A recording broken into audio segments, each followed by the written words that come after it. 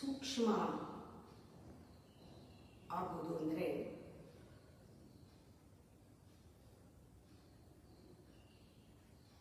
ನಮ್ಮ ಎನರ್ಜಿ ಬಗ್ಗೆ, ನಮ್ಮ ವೈಬ್ರೇಷನ್ಸ್ ಬಗ್ಗೆ,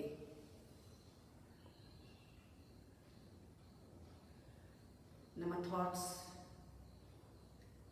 ಬಗ್ಗೆ, ನಮ್ಮ ಡೆಸ್ಟಿನಿ ಬಗ್ಗೆ ನಾವು ಆತ್ಮಾವಲೋಕನ ಮಾಡ್ಕೋಬೇಕು. ಇದು ಸೂಕ್ಷ್ಮವಾಗುವುದು.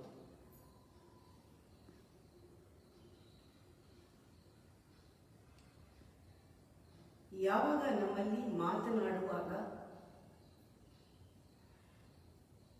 ನಮ್ಮ ಒಳಗಡೆ ಇರುವಂತಹ ವೈಬ್ರೇಷನ್ ಏನಿದೆ, ಥಾಟ್ಸ್ ಏನಿದೆ, ನಮ್ಮ ಸಂಸ್ಕಾರ ಏನಿದೆ, ಅದನ್ನು ಕೋಆಪ್ರೇಟ್ ಮಾಡದೇ ಇದ್ದರೆ ನಾವು ಮಾಡೋ ಕೆಲಸಗಳೆಲ್ಲ ಮಾತಾಡ್ಬೋದು, ಏನೇ ಮಾಡಿದ್ರು ಆ ಕೋಆರ್ಡಿನೇಷನ್ ಕೋಆಪ್ರೇಷನ್ ಇಲ್ಲದೆ ಇದ್ದರೆ ನಮ್ಮೊಳಗಡೆ ಎನರ್ಜಿ ಡಿವೈಡ್ ಆಗುತ್ತೆ. ಆ ಇಂಟಿಗ್ರೇಟೆಡ್ ನಮ್ಮ ಟೋಟಲ್ ವ್ಯಕ್ತಿತ್ವ ಅಂತಸ್ತತ್ವ ಇರೋದು ಸ್ಪ್ಲಿಟ್ ಆಗುತ್ತೆ. ನಾವೇ ಒಳಗಡೆ ಕಾನ್ಫ್ಲಿಕ್ಟ್ ಮಾಡ್ಕೊಳ್ತೀವಿ. ಯಾವಾಗ ನಮ್ಮ ಆಡುವ ಮಾತಿಗೂ ನಮ್ಮ ಆಲೋಚನೆಗೂ ಒಂದು ಕೋಆರ್ಡಿನೇಷನ್ ಇಲ್ಲದೆ ಇದ್ದರೆ, ಕೋಆಪ್ರೇಷನ್ ಇಲ್ಲದೆ ಇದ್ದರೆ, ಹೇಳೋದೇ ಒಂದು ಇರೋದೇ ಒಂದು ಆದರೆ ಇದು ನಮಗೆ ನಾವು ಮಾಡ್ಕೊಳ್ತಾ ಇರೋ ಮೋಸ. ಯಾಕೆಂದರೆ ನಮ್ಮ ಎನರ್ಜಿ ಡಿವೈಡ್ ಆಗುತ್ತೆ. ಒಳಗಡೆ ಎನರ್ಜಿ ಡಿವೈಡ್ ಆದ ತಕ್ಷಣ vibration, high level vibration low ಆಗುತ್ತೆ. ಇದಕ್ಕೆ ನಾವೇ ಕಾರಣ. ನಾವು ಯಾವಾಗ ಆ ರೀತಿ ಮಾತಾಡ್ತೀವೋ ಅದು ಎಂಥ ಮಾತೇ ಆಗಿರಲಿ, ಅದು ನೆಗೆಟಿವ್ ವೈಬ್ರೇಷನ್ ಕೊಡುತ್ತೆ. ಆ ನೆಗೆಟಿವ್ ವೈಬ್ರೇಷನ್ನು ನಮ್ಮ ಡೆಸ್ಟಿನಿ ಮೇಲೆ ಬಹಳ ಪರಿಣಾಮ ಬೀರುತ್ತೆ. ಬೇರೆಯವ್ರ ವೈಬ್ರೇಷನ್ ಮೇಲೆ ಬೀಳ್ಬೋದು, ಬೇರೆಯವ್ರ ಡೆಸ್ಟಿನಿ ಮೇಲೆ ಅದು ಬೀಳೋದಿಲ್ಲ. ಈಕ್ವೇಷನ್ ಹಾಗೆ. ಅವ್ರ ಡೆಸ್ಟಿನಿ ಅವ್ರು ತಗೊಂಡ್ರೆ ಮಾತ್ರ, ಅವ್ರು ತಗೊಳ್ಳದೇ ಇದ್ದರೆ, ಅವ್ರು ಸ್ಟ್ರಾಂಗ್ ಆಗಿದ್ದರೆ ಅವ್ರ ಡೆಸ್ಟಿನಿ ಏನು ಬದಲಾಗಲ್ಲ. ಆದರೆ ನಮ್ಮ ಡೆಸ್ಟಿನಿ ಖಂಡಿತವಾಗಿ ಪರಿಣಾಮ ಆಗುತ್ತೆ. ಯಾಕೆಂದರೆ ನೆಗೆಟಿವ್ ವೈಬ್ರೇಷನ್ಗೆ ನಮ್ಮ ಕರ್ಮ ನಾವು ತಿನ್ನಲೇಬೇಕಾಗುತ್ತೆ. ಇದನ್ನು ನಾವು ಗಮನಿಸ್ಕೊಳ್ತೀವಿ ಯಾವಾಗ ಸೂಕ್ಷ್ಮವಾಗ್ತೀವಿ. ಯಾವಾಗ ಎನರ್ಜಿ ಡಿವೈಡ್ ಆಗೋದು, ಇಂಟಿಗ್ರೇಷನ್ ತಪ್ಪೋದು ಅಥವಾ ಒಳಗಡೆ ಫ್ರ್ಯಾಗ್ಮೆಂಟ್ಸ್ ಆಗೋದು, ಅದೆಲ್ಲ ಕಾನ್ಫ್ಲಿಕ್ಟ್ ಉತ್ಪತ್ತಿ ಆಗೋದು ಎಲ್ಲನೂ ನಮ್ಮ ಆಲೋಚನೆಗಳೇ ಬೇರೆ, ನಮ್ಮ ಆ್ಯಕ್ಷನ್ಸೇ ಬೇರೆ ಇದ್ದಾಗ ಆಗುತ್ತೆ. ನಾವು ಅದು ನೋಡಬೇಕು. ಥಾಟ್ ಆ್ಯಂಡ್ ಆ್ಯಕ್ಷನ್ ಎರಡೂ ಕೂಡ ಒಂದಕ್ಕೊಂದು ಹೊಂದ್ತಾ ಇದೆ ಅಂತ. ಯೂಶ್ವಲಿ ತುಂಬ ಸಿಹಿಯಾಗಿ ಮಾತಾಡಬೇಕು ಅಂತ, ಸಿಹಿಯಾಗಿ ಮಾತಾಡಿದಾಗ ಅಲ್ಲಿ ಡೌಟ್ ಇರುತ್ತೆ, ಏನೋ ಮುಚ್ಚಿಡ್ತಾ ಇದ್ದಾರೆ ಅಂತ. ತುಂಬ ಸಿಹಿಯಾಗಿ ಮಾತಾಡೋ ಅವಶ್ಯಕತೆ ಇಲ್ಲ. ನಾವು ಗಿಫ್ಟ್ ಥರ ಡೈಮಂಡ್ ಕೊಡಬೇಕಾದ್ರೆ ಮುಚ್ಚಿಟ್ಟು ಕೊಡೋದಿಲ್ಲ. ಯಾವುದನ್ನು ಮುಚ್ಚಿಟ್ಟರೆ ಮಾತ್ರ ಆ ರೀತಿ ಪ್ಯಾಕೇಜ್ ಮಾಡಬೇಕಾಗತ್ತೆ. ಹೊರಗಡೆ ಆ ರೀತಿ ರ್ಯಾಪ್ ಮಾಡಬೇಕಾಗತ್ತೆ. ಅವಶ್ಯಕತೆ ಇಲ್ಲ.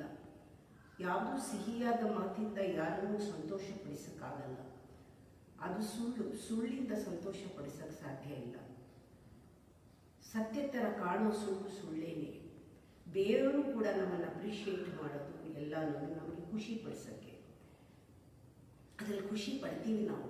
ಯಾರಾದರೂ ಇನ್ನೂ ಚೆನ್ನಾಗಿದೆ ಅಂದರೆ ಮಾಡಿದ್ರೆ ಖುಷಿ ಪಡ್ತೀವಿ, ಬೇರೆಯವ್ರನ್ನೂ ಖುಷಿ ಪಡಿಸೋಕ್ಕೆ ಮಾಡ್ತೀವಿ. ಆದರೆ ಅದಿರಲ್ಲ, ಅದರ ಇಂಟೆನ್ಷನ್ ಅದಿರಲ್ಲ. ಯಾವಾಗಲೂ ಖುಷಿ ಪಡಿಸೋಕ್ಕೆ ಮಾಡೋದಿದ್ರೆ ಅದು ಸುಳ್ಳಾಯಿತು. ಒಬ್ಬರು ಸುಳ್ಳಿಂದ ಇನ್ನೊಬ್ಬರು ಖುಷಿ ಪಡಿಸ್ತಾ ಇರೋದು ಈ ವೈಬ್ರೇಷನ್ನಲ್ಲೂ ಕೂಡ ಬಹಳಷ್ಟು ನಮ್ಮ ಮೇಲೆ ಪರಿಣಾಮಗಳು ಆಗುತ್ತೆ. ಇದನ್ನು ನಾವು ಗಮನಿಸ್ಕೊಳ್ತಾ ಇರಬೇಕು.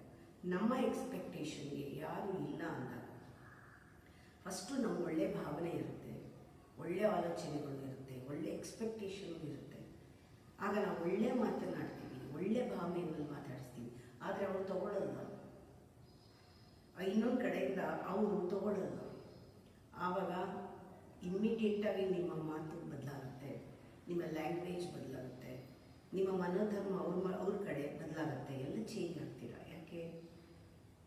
ಅವರು ನಿಮ್ಮ ಮೇಲೆ ಇನ್ಫ್ಲೂಯೆನ್ಸ್ ಮಾಡ್ತಾರೆ, ಅದು ನಿಮ್ಮ ಕರ್ಮ ಆಗುತ್ತೆ. ಆದರೆ ಇಲ್ಲಿ ನಾವು ಯೋಚನೆ ಮಾಡಬೇಕು, 10 ನಿಮಿಷ ಡಿಸ್ಟರ್ಬ್ ಆಯಿತಾ, ಅದನ್ನು 10 ದಿವಸ ಇಟ್ಕೊಳ್ಳೋದಾ, 10 ಗಂಟೆ ಇಟ್ಕೊಳ್ಳೋದ, 10 ದಿವಸ ಇಟ್ಕೊಳ್ಳೋದ, 10 ವರ್ಷ ಇಟ್ಕೊಳ್ಳೋದ? ಈ ಮಾಡಬೇಕಾದ್ರೆ ಹೀಲಿಂಗ್ ಪ್ರೋಸೆಸ್ಸು ಬೇರೆಯವ್ರು ಮಾಡೋಕ್ಕಾಗಲ್ಲ. ನಾನೇ ಡಿಸ್ಟರ್ಬ್ ಮಾಡಿಕೊಂಡ್ರು.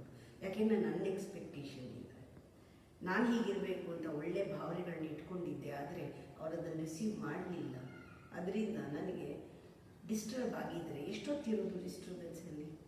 ಹೀಲಿಂಗ್ ಪವರ್ ಯಾರ್ದು? ಅವರೇನು ಸರಿ ಹೋಗಬೇಕಾಗಿಲ್ಲ.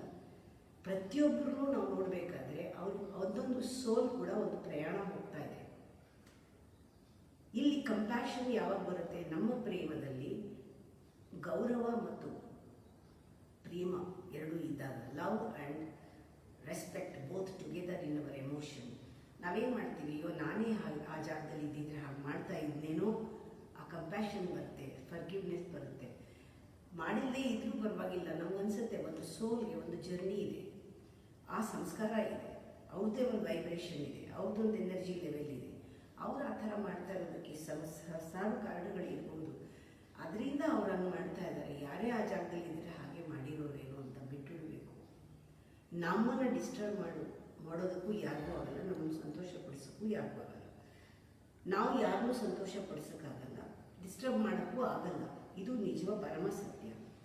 ನಾವು ಜನಗಳನ್ನ ಡಿಸ್ಟರ್ಬ್ ಮಾಡೋಕ್ಕೂ ಆಗಲ್ಲ, ಮಾಡಿಸ್ಕೊಳ್ಳೋಕ್ಕೂ ಆಗಲ್ಲ. ಅದೇ ರೀತಿ ಹಾಗೆ ನಮ್ಮ ವೈಬ್ರೇಷನ್ಸ್, ಲೋ ಹೈ ವೈಬ್ರೇಷನ್ಸ್ನ ನಾವು ಇಮಿಡಿಯೇಟಾಗಿ ನಾವು ಮಾತಾಡಿದಾಗ ನಮಗೆ ಗೊತ್ತಾಗುತ್ತೆ, ಇದು ನನ್ನ ಇಂಟೆನ್ಷನ್ ಇಲ್ಲ, ನಾನು ಸುಮ್ಮನೆ ಬಾಯಲ್ಲಿ ಮಾತಾಡ್ತಿದ್ದೀನಿ ಅಂತ ಗೊತ್ತಾದಾಗ ಇಮ್ಮಿಡಿಯೇಟಾಗಿ ನಮಗೊಂದು ಚಾನ್ಸ್ ಇದೆ. ಒಳಗಡೆನೆ ನಾವು ನಮ್ಮ ಯೋಚನೆಗಳನ್ನು ಪರಿವರ್ತಿಸ್ಕೊಂಡು ಮಾತಾಡ್ಬೋದು, ರೂಪಾಂತರಿಸ್ಬೋದು.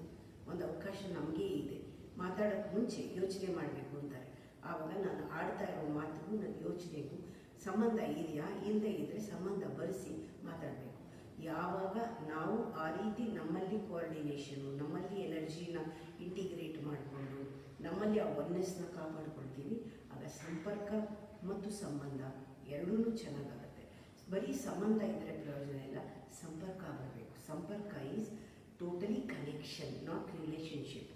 ಆ connection, without connection there is no relationship. ಹೆಸರಿಗೆ ಸಂಬಂಧ ಇರ್ಬೋದು, ಕನೆಕ್ಟ್ ಆಗದೆ ಇದ್ದರೆ ಆ ಕನೆಕ್ಷನ್ ಬರೋದು ಯಾವಾಗ ಅಂದರೆ ನೀವು ಇಂಟಿಗ್ರೇಟ್ ಆಗಿದ್ದಾಗ ಮಾತ್ರ. ನಿಮ್ಮ ವೈಬ್ರೇಷನ್ ಲೆವೆಲ್ ಹೈ ಆಗಿದ್ದರೆ ಮಾತ್ರ, ನಿಮ್ಮ ಎನರ್ಜಿ ಇಂಟಿಗ್ರೇಟ್ ಆಗಿದ್ದು ನಿಮ್ಮ ಹೈ ವೈಬ್ರೇಷನಲ್ಲಿದ್ದರೆ ಇಮ್ಮಿಡಿಯೇಟಾಗಿ ನಿಮಗೆ ಪ್ರೇಮ ಮತ್ತು ಗೌರವ ಎರಡೂ ಇರುತ್ತೆ, ಕನೆಕ್ಟ್ ಆಗುತ್ತೆ.